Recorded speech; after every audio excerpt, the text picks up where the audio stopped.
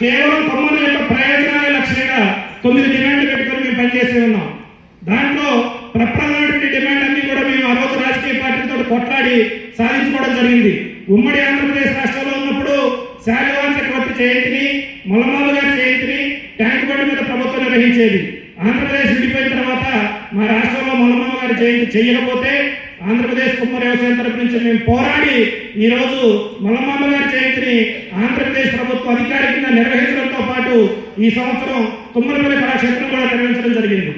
ఈ విధంగా రాష్ట్రంలో ఉన్నటువంటి యువకులందరినీ కూడా చైతన్యపరిచి సమాజంలో మన స్థితిగతులు ఏంటి, ఆర్థికంగా, సామాజికంగా, రాజకీయంగా మనం ఈ రోజు ఏ స్థితిలో ఉన్నాము, రాబోయే రోజుల్లో మన తరాలకు ఏమిస్తున్నాము, ఈ రోజు మనం ఏం చేస్తే రాబోయే రోజుల్లో మన కులస్తులు కూడా ముందుకెళ్తారనే ఉద్దేశంతో తీసుకోవడం జరిగింది. ఇందాక మన పెద్దల పూర్ణచంద్ర గారు చాలా స్పష్టంగా ప్రతి సమాజం యొక్క కులాలు, దానికి సంబంధించిన స్థానిక సంస్థల్లో కానీ అదేవిధంగా చట్టసభల్లో కానీ వాటి గురించి చెప్పారు. నేను ఇక్కడ ఒకే విషయం చెప్తున్నాను. ఒక ఎమ్మెల్యేగా, ఒక ఎంపీగా, ఒక ఎమ్మెల్సీగా మనం రావాలంటే మనకున్న అర్హత ఏంటని చెప్పి మనం కూడా ప్రశ్నించుకోవాలి. ఈ రోజు ఉన్నటువంటి రాజకీయ పరిస్థితుల్లో ఒకటి ధనబలం, రెండోది జనబలం. ఈ రెండు ఉంటే మాత్రమే ఏ రాజకీయ పార్టీ అయినా సరే కానీ మనకి పిలిచే అవకాశాలు ఇస్తుంది. ఇక్కడ గెలిచినటువంటి సర్పంచ్ అందరూ కూడా స్థానికంగా వాళ్ళకు ఉన్నటువంటి జనబలంతో గెలిచారనే మాట వాస్తవం. కులాలకు అతీతంగా వాళ్ళు చేసిన సేవా కార్యక్రమాలు కానీ, సమాజంలో వాళ్ళకున్న గుర్తింపు కానీ ఈరోజు వాళ్ళందరూ ఒక ప్రెసిడెంట్గా గెలిచి ఈరోజు ఇక్కడికి వచ్చారు. అదేవిధంగా నేను చెప్పేది ఒకటే, ఏదైనా ఒక పదవి సాధించాలంటే ముందు దాని అర్హతను మనం సంపాదించుకోవాలి. మనం పెట్టేటువంటి మీటింగ్లు 100 మంది 200 మందితో కాదు, 10,000 మందితో, 50,000 మందితో, 1,00,000 మందితో పెట్టాలి. ఈ రోజు ఒక ఎమ్మెల్యే గెలవాలంటే 50-20 కోట్లు కావాలి, ఒక ఎంపీ గెలవాలంటే 100 కోట్లు కావాలి. మరి అటువంటి విధంగా ఈ రోజు రాజకీయాలు మారినప్పుడు ఒక రాజకీయ పార్టీ తీసుకెళ్ళి మన చట్టసభలో కూర్చోబెట్టదా? మనం ఏదైనా సరే విషయాన్ని చాలా ప్రాక్టికల్ గా ఆలోచించాలి. మనం ధనబలవన్నా తెచ్చుకోవాలి, లేదంటే జనబలవన్నా తెచ్చుకోవాలి. ప్రత్యక్ష రాజకీయాల్లో పోటీ చేయాలంటే ఈరోజు గ్రామీణ స్థాయిలో ఒక సర్పంచ్గా పోటీ చేయాలంటే చాలా ఖర్చు పెట్టుకోవాల్సిన పరిస్థితుల్లో మనం దాన్ని చాలా ఇప్పుడున్నటువంటి పరిస్థితులకు అనుగుణంగా మనం ఆలోచించుకొని ఏ విధంగా మనం చేసుకుంటా పోతే చట్టసభలో అడుగు పెడతాం అనేది మనం గుర్తించుకోవాలి. ఎందుకు చట్టసభలో స్థానం చాలా ముఖ్యమంటే ఈరోజు మనం ఏం చదవాలో డిసైడ్ చేసేది ప్రభుత్వాలు. మనం ఏం తినాలి, మనం ఏం కట్టుకోవాలి, మనం ఏం నడవాలి, మనం ఎలా ఉండాలో ప్రతిదీ కూడా ఈరోజు మన రాజకీయాలు శాసిస్తూ ఉన్నాయి. మనం చాలా మంది అనుకుంటా ఉంటాం, ఈరోజు నేను చదువుకున్నాను, నేను సమాజంలో డబ్బులు సంపాదిస్తాను అనుకుంటున్నాం. కానీ సామాజికంగా నీ పరిస్థితిని ఒకసారి ఆలోచించుకో. నువ్వు ఎంత పెద్ద ఉద్యోగం చేసినా, నువ్వు ఎంత పెద్ద దాంట్లో ఉన్నా సరే కానీ ఫైనల్గా ఆలోచించేది వీడు ఏ కార్యక్రమానికి అధ్యక్షత వహిస్తున్నటువంటి బీసీ టైమ్స్ సూర్యారావు గారికి, ప్రత్యేక అతిథిగా వచ్చేసినటువంటి పూర్ణచంద్రరావు గారికి, వేదిక మీద ఉన్నటువంటి పెద్దలందరికీ కూడా పేరు పేరున ధన్యవాదాలు తెలియజేస్తా ఉన్నాము. ఇక్కడ ఒక ప్రధానమైన అంశాన్ని మనం చాలా స్పష్టంగా గుర్తుపెట్టుకోవాలి. మనకి మన అస్తిత్వం అనేది చాలా ముఖ్యం. నా అస్తిత్వం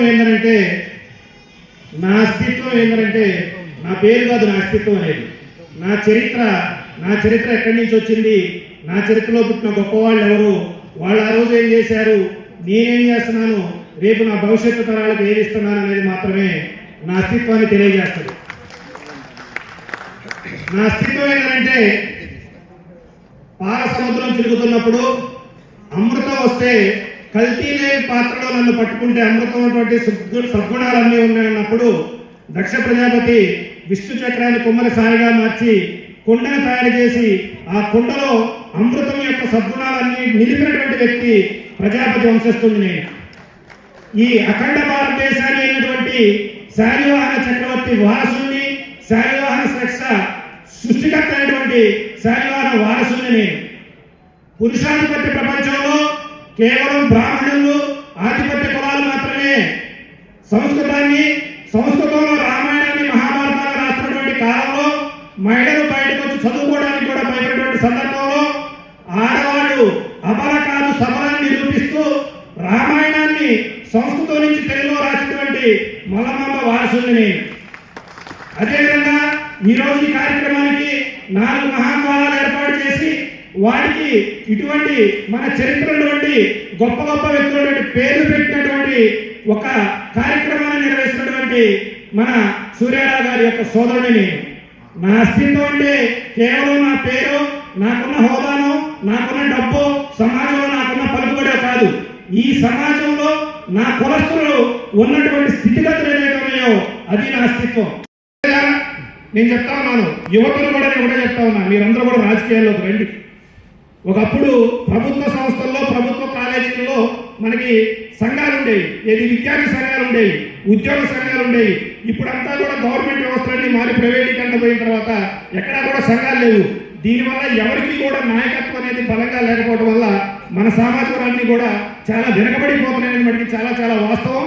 ఈ రోజు ఇక్కడ గెలిచి వచ్చినటువంటి ప్రెసిడెంట్లను ఆదర్శంగా తీసుకొని రాబోయే రోజులు ఇక్కడ ప్రెసిడెంట్ అందరూ కూడా ఒక ఎంపీటీసీ అవ్వాలని, ఒక జెడ్పీటీసీ అవ్వాలని, ఒక ఎంపీపీ అవ్వాలని, ఒక జెడ్పీపీ అవ్వాలని, కనీసం 2034 ఎలక్షన్కైనా సరే కానీ మన సామాజిక నుంచి చట్టసభల్లో ఒక ఎమ్మెల్యే, ఒక ఎంపీ ఉండే విధంగా అందరూ కూడా ఇటువంటి కార్యక్రమాలు ముందుకు తీసుకోవాలని చెప్పి నేను కోరుకుంటా ఉన్నాను.